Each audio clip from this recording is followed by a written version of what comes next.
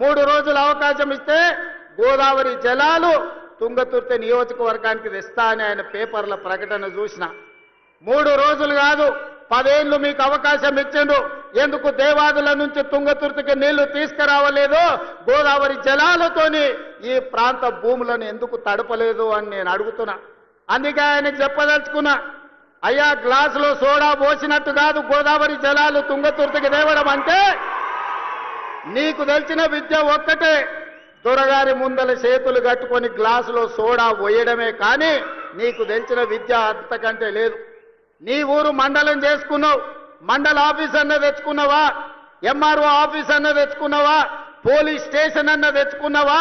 10 ఏళ్ళు మంత్రిగా ఉండి నీ నాయకుడు ముఖ్యమంత్రిగా ఉంటే నీ సొంత మండలానికి ఒక ఎంఆర్ఓ ఆఫీస్, ఎంపీడీఓ ఆఫీస్, ఒక పోలీస్ స్టేషన్ తెచ్చుకోలేని సన్నాసివి ఇవాళ మా మందుల సామెను తీసుకొస్తే